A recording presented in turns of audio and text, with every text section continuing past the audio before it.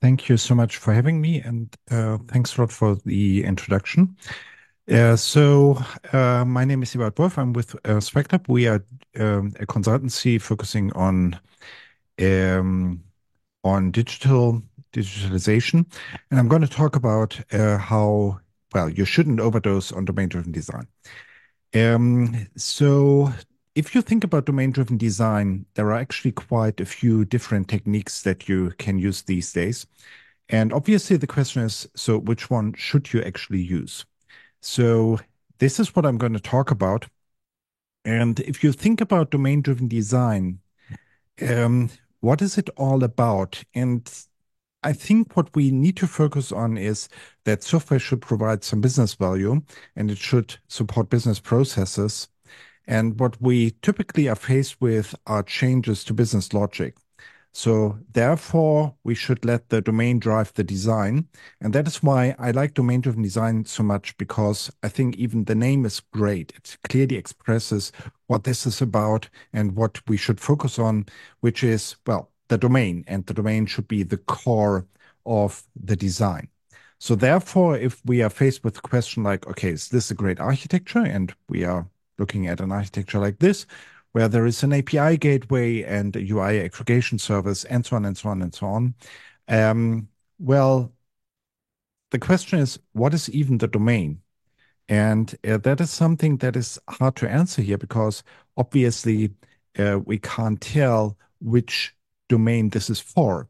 Of course, technology decisions still matter, but this doesn't say anything about the domain. So therefore, this is clearly, in my opinion, not a domain-driven design. Which leads to the question, and therefore the decisions that we're making here, they are important, but they don't tell us anything about how we are going to structure the domain, how we are going to support domain processes, business logic, and all these kinds of things. Which leads to the question, so how much technology do we actually need? And there is a nice approach to this question, which is called domain prototyping. And basically, it tries to use no technology whatsoever at the start.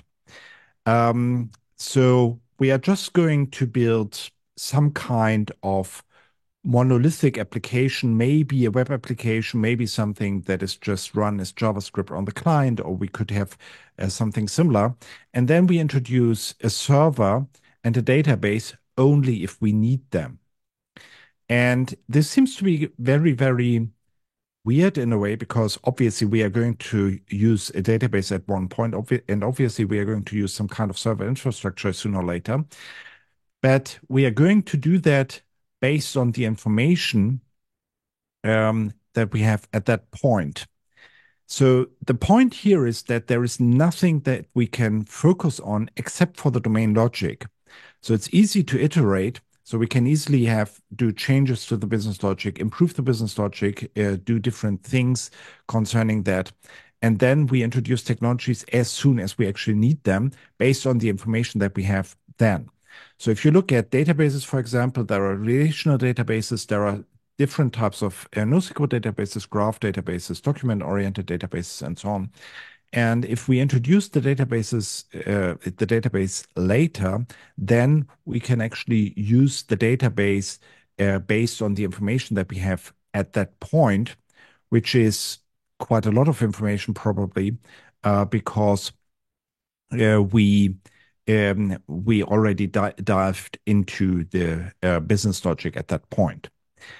I did an episode about this with Tobias Göschel in my stream, Software Architektur im Stream, in German, I'm afraid, but Tobias also did a presentation about this in English. And what in that session, he actually talked about his practical experiences using this approach. And for example, he spent several iterations figuring out what a flight number actually is and what the semantics of flight number are. So this is a powerful concept to understand the domain first and then do and then care about the technologies later on. So to me, this is what domain-driven design is about, right? It's about focusing on the domain. And the reason why we should focus on this, it seems usable or useful, is because we can provide more business value and therefore we can be more successful. Because at the end of the day, the success of a project depends on how much business value we are creating. The challenge is to actually focus on the domain, not on the technology.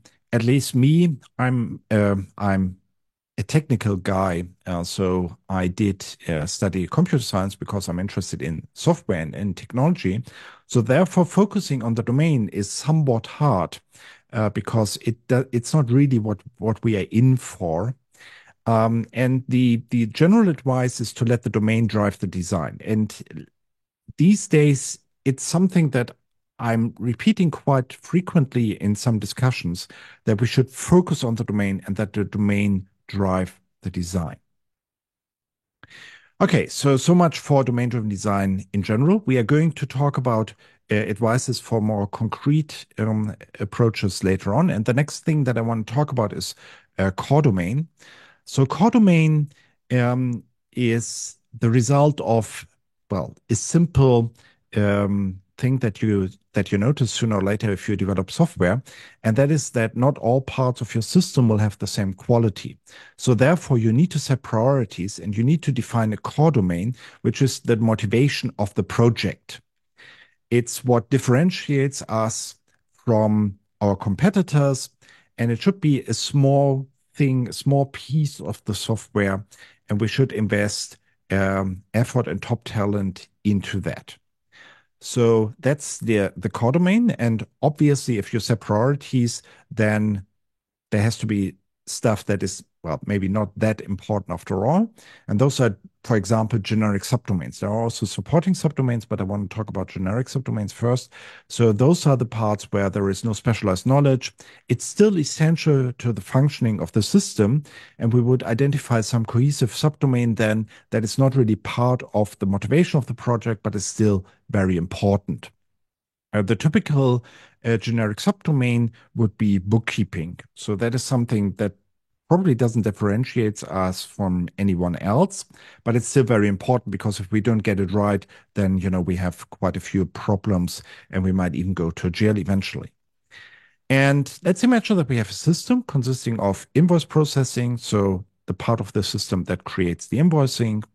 At the invoices, we have something that provides shipping logic, so that makes sure that stuff actually goes to the customer. And then we have the order process. This is some kind of e-commerce application. And I really want you to vote on this. So the question is, what is the subdomain? What is the core domain?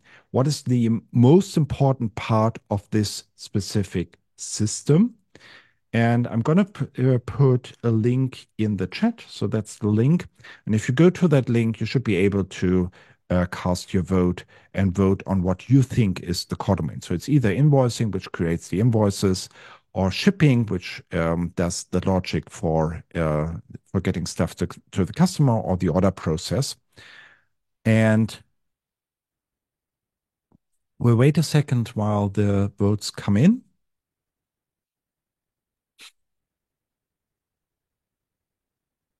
And I'm glad that you actually also chose the option that you don't know. But there seems to be quite a majority on order process. And this is something that I noticed when I asked that question. So it seems to be something that is reproducible, that most of the people say, well, the order process is what is the most important part. And the reasoning that is given for that is usually that this is where the revenue comes in. And I think this is quite interesting because, as I said earlier, the core domain is what differentiates us, our system, from other systems, and our what gives us the competitive edge. And in our case, the unique selling proposition we assume is that we are able to reliably ship stuff on time. So if I'm somewhere in some foreign city, I can order, a power adapter for my laptop because I forgot mine at home, or I can order a clicker so that I can do the presentation tomorrow, and it's going to be shipped to the hotel the next morning, and that's going to happen reliably, and it's going to be expensive, but it will work. And if that's the case, if that is what differentiates us, then the core domain is shipping. And the generic subdomains will be bookkeeping, but also invoicing and order keeping. And invoicing, probably it's easy to figure out how this can be done. You can just buy some standard software to write invoices, but also order processing. There are applications or there are services like Shopify where you can just, buy that stuff as standard software. And that would probably be what you would do. So we would then focus on shipping. So the advice here is to set the priorities right. The challenge is that this depends on the business strategy. At the end of the day, this is a decision that has to be made by some people who understand the business strategy, and it has to be explicit about that. And I would argue that you should define a core domain and generic or supporting subdomains if at all possible, because that way you can focus on the stuff that is most important to the business, and this has quite some advantages. So I would urge you to actually focus on that stuff and try to figure out how you set those priorities.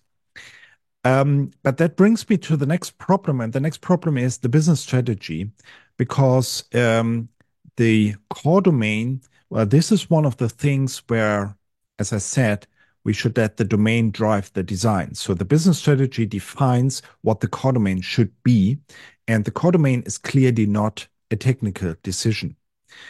So let me tell you a story about some consulting that I did at one point. And basically, what I tried to figure out is what the goal of the project was. And the goal of the project was to move to the cloud. Now, I would argue that this is not really a business strategy because I really want to figure out what the benefit for the customers are. So the next question is to me, so how does that benefit the customer? Because if I consume some service, if I consume some software, I don't really care that much whether it's in the cloud or on some other kind of environment, some other kind of server environment. And the answer in that case was that, well, they don't know. So the question becomes, what is the purpose of the project?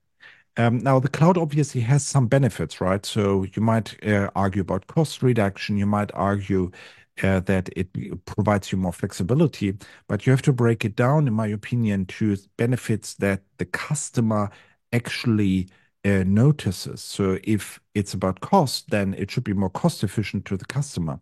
If it's about flexibility, then you should be able to provide better service, more flexible service.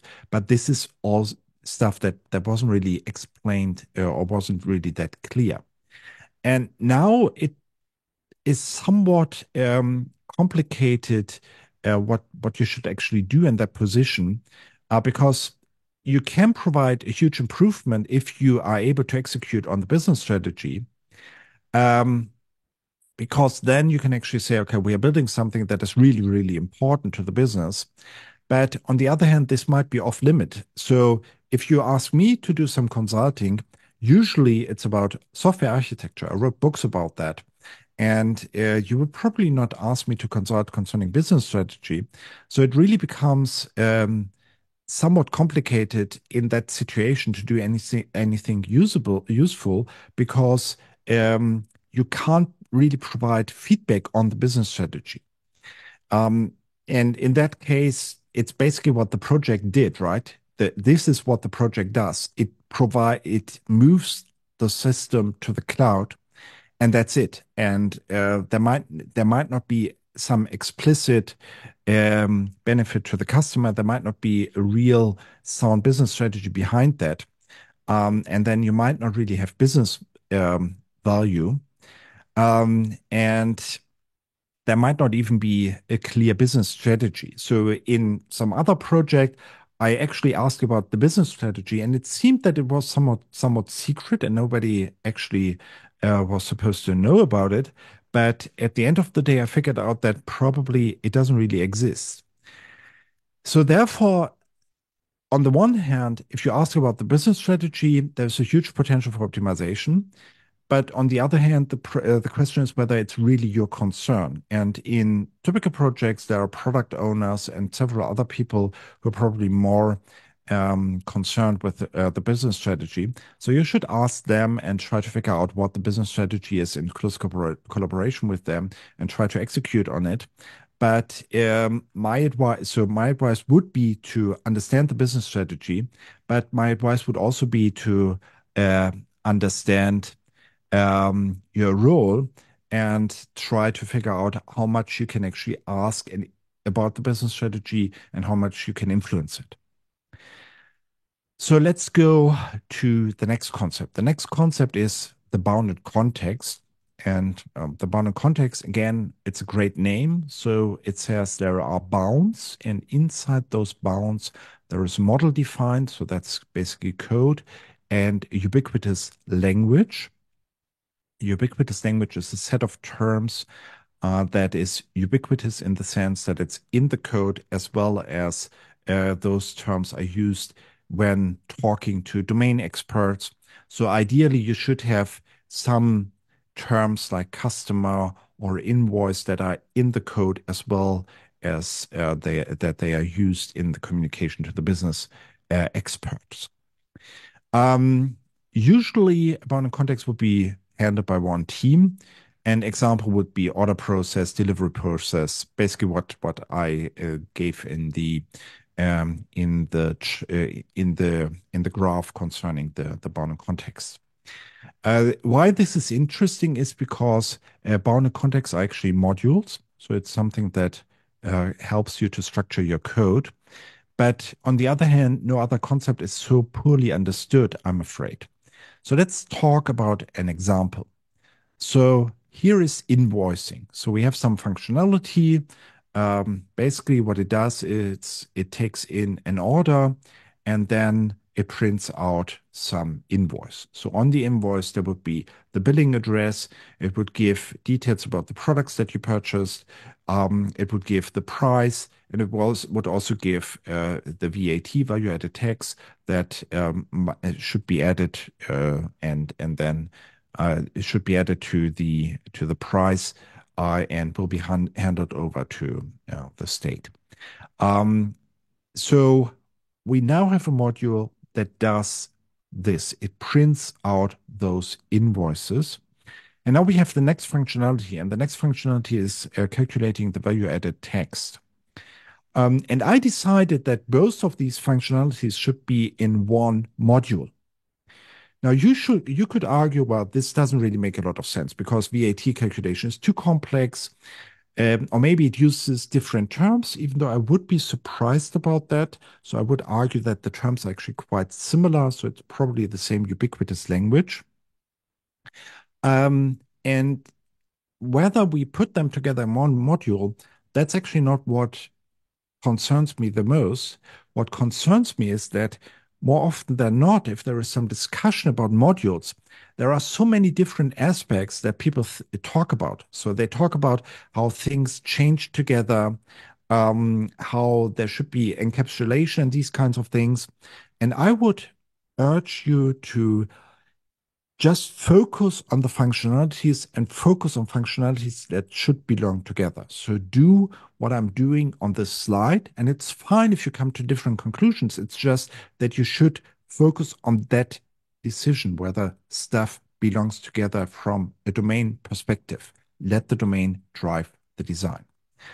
And for example, something like tracking, which tells me, okay, your delivery is in that truck or is being put together in the warehouse, that is clearly something that has a different set of terms. So we are not talking about packets that are delivered.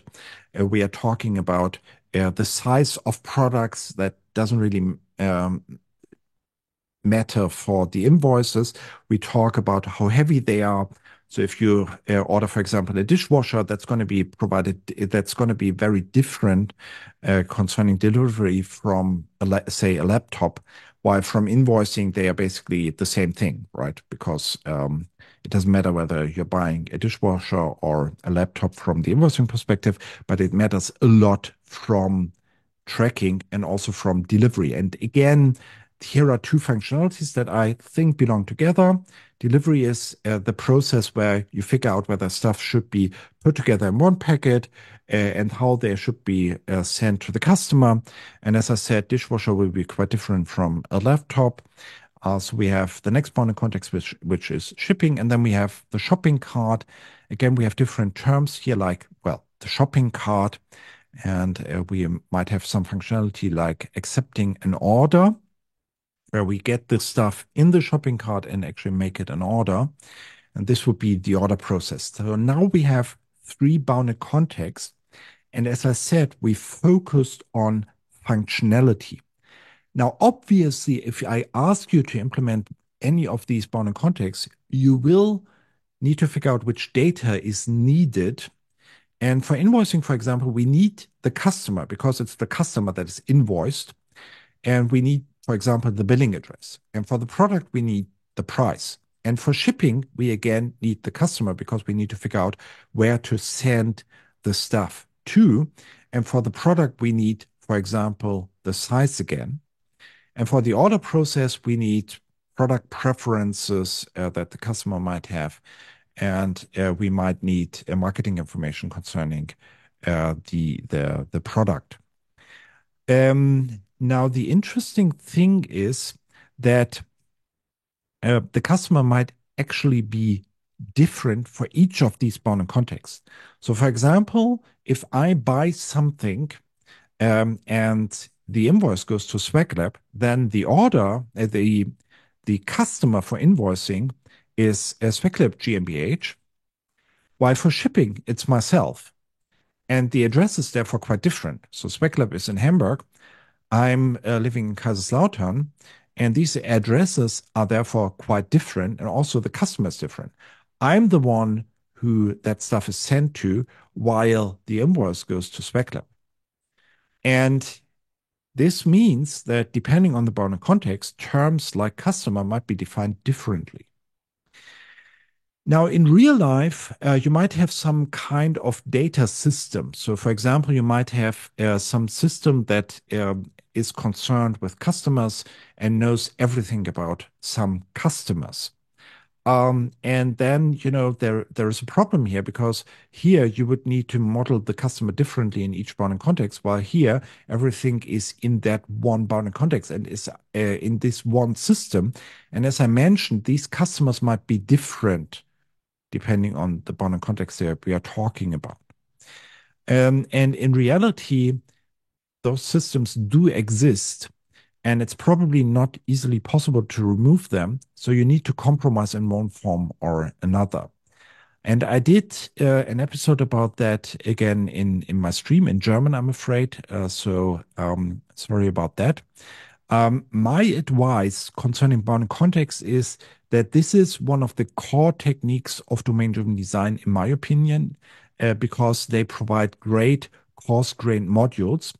But the challenge is that this needs some shift in the mindset. So you need to consider functionality first and then data. And the challenge is legacy.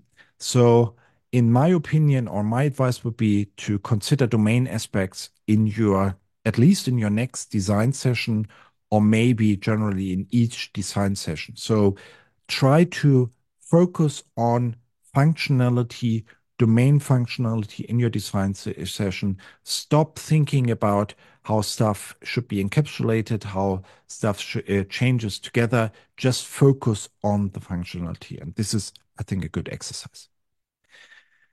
Next is tactical design. So tactical design is a set of object-oriented concepts that are typically implemented in classes. And they do make a lot of sense to build great object-oriented systems.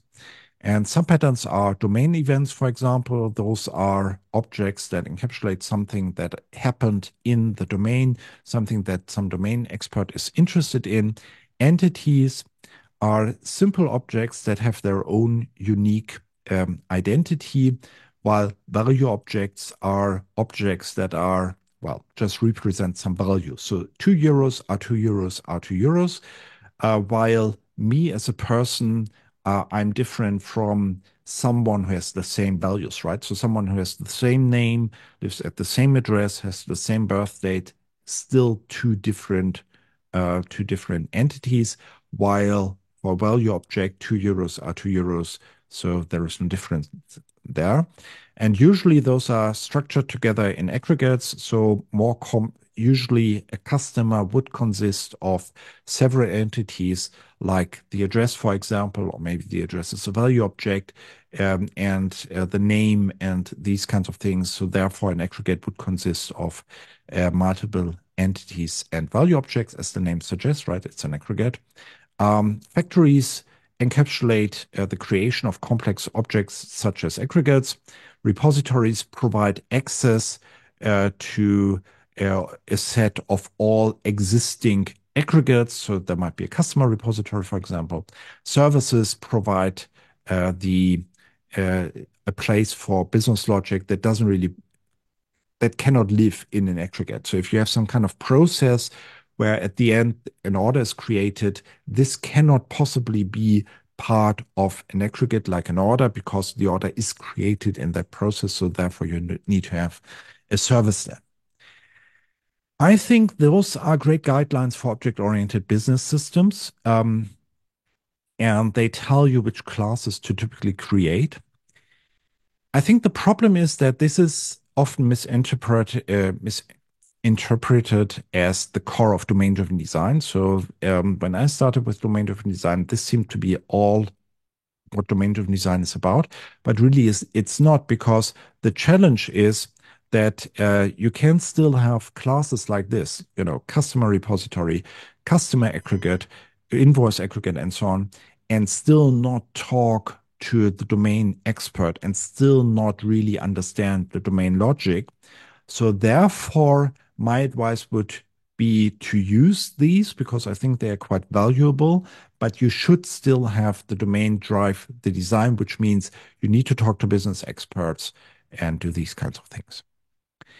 So next, strategic design. Let's imagine that we have a team that focuses on delivery, and we have another team that focuses on the order process. Obviously, delivery needs the order data, so the delivery team depends on the order team to be successful. So if the delivery team should provide that software to support the delivery process, it needs to have an interface with the order team, and it needs to have that information from the order team must be passed over to the delivery software.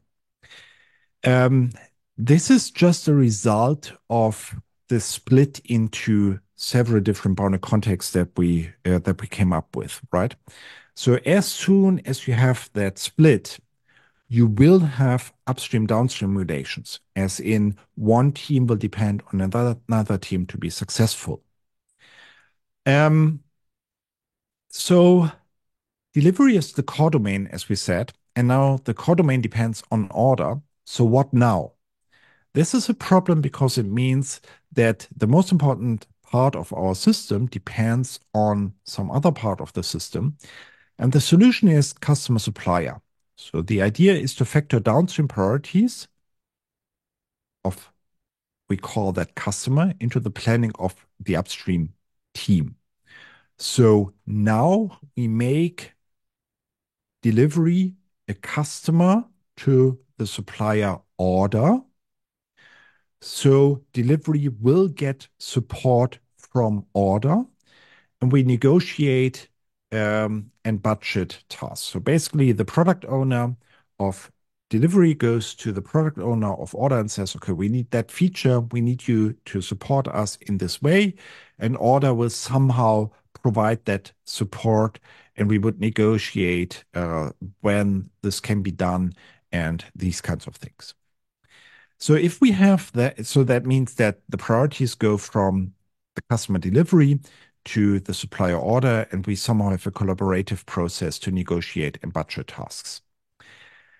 The opposite of this is conformist. So conformist means that we follow the upstream team. There's no model translation, no veto right, and maybe orders an unchangeable legacy system. So then we are forced as delivery to follow whatever order provides us with because we cannot possibly change that system. So then we are in a conformist role.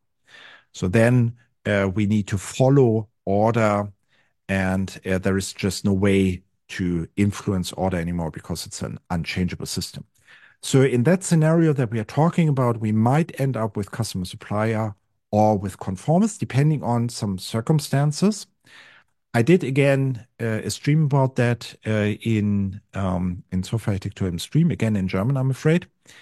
And the question is, can we, given two Git repos of delivery and order, can we distinguish whether it's custom supplier or conformist? If we can't, then some information is missing. So what additional information would we need? The point that I'm trying to make here is this pattern, does it influence the software structure? In the Git repo, there is the software, the code. So do these different patterns influence the software structure? And I would argue they don't. So if we think about software development, there is the development organization, there is the domain, and the software itself. And conformist is something that is concerned with the development organization. We defined how two teams should interact. And in the code, we cannot really distinguish that. We can easily figure out whether two teams are customer supplier or conformist if we just listen to how they interact, if we sneak in to some meeting that they are having. But that's the only way. And looking at the code won't provide us that information. And that leads to the next question. So can you set up a customer-supplier relationship? You, as the people in the audience, can you set up such a supplier relationship? And usually the answer is no. People tend to answer no. So customer supplier is about who does what, right? It's about two teams and the roles of those two teams. And it's probably not what an architect decides or what some developer decides. It seems to be something that some manager decides. So let's imagine that we have two teams and some manager decides that they should have a customer-supplier relationship now. So here's the magic wand and they set up that relation. So here's the customer, here's the supplier. And now the customer says, well, we need some feature from you as soon as possible. This is what customer supply is about, right? Now we negotiate tasks and priorities, and the answer is, well, it takes 6 months and we can't start until in 6 months. And it seems obvious that this should be much, much easier. And the team still says, well, it's going to take 3 months and we can't start until in 6 months. So now the customer says, okay, we are going to escalate. So here's the manager again. And the supplier team still says, well, we are really sorry, but this is what it is, right? It takes 6 months, 3 months, and we can't start until in 6 months. So the manager basically says, okay, this is what it is, and we are in a messed up situation. The point that I'm trying to make here is that we all know how to not do stuff if we don't really want to do stuff. So this team, that's the assumption, the supplier team doesn't really want to support the customer team. And even though the manager decided differently, it still won't provide that support. And we all know how this usually works and how we end up in such situations. So let's take a look. So it seems that managers are able to set up such a relation, but in real life, teams can circumvent these rules or fight them. So let's take a look at a different scenario. Let's imagine that two random people from from those two teams meet at the coffee machine, and they seem to be good friends. So they did some bike trip just on the weekend, and now one of that team members says, "Okay, I really need you to have to help me." And fine, at the end of the day, the team got what they requested from that other team. And this is based on the personal relation of those two team members. It's not because someone said, okay, you need to support that other team. And again, we all know that this is how things work in real life. So, my advice concerning strategic design is um, first of all, this is how we reach business goals despite the dependencies that we set up with bounding context and so on. And it's also a foundation of for self-organization. As soon as we say, okay, you are the customer and you are the supplier, it's clear how those two teams should interact. And there is no need to talk about every detailed step and every time that some decision is made, because there are rules how those two teams can come up with some decision. However, it's hard to set up. It needs to be set up by management probably. And I would argue that it's important to be explicit about the interaction between teams. And that leads me to the next point, which is socio-technical systems. As I said before, basically, if you look at software development, it's not just software, but there's also the development organization and the domain and the users. And the problem is that all of them change, right? So we have iterations in all of them. So in software, we have unit tests and integration tests and so on. And we have iterations here, and they provide feedback based on the tests and the development organization. We have changes because people come and go. And in the domain, we have changes because, the competitive landscape changes and these kinds of things. So all of them change and they influence one another. So the development organization talks to the domain, so there is an influence here. All of them, the development organization implements the software, the domain, and the user use the software.